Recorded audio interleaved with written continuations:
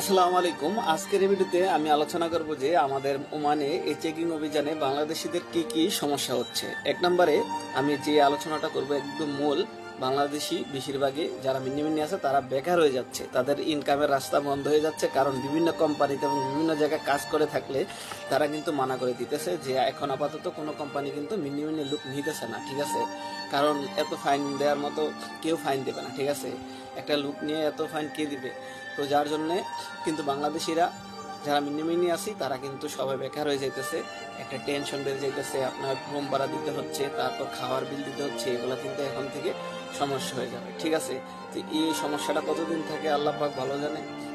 সবাই দোয়া করবেন যাতে মানে যারা মিনি আছে সবাই হেফাজতে থাকে, এবং ভিডিওটি বেশি বেশি করে শেয়ার দিবেন, ঠিক আছে, এবং লাইক করে রাখবেন, এবং ভিডিও আমার পেজটি ফলো দিয়ে রাখবেন। বিভিন্ন আপডেট আসলে আমি আপলোড করে থাকবো। ভালো থাকবেন। আসসালাম।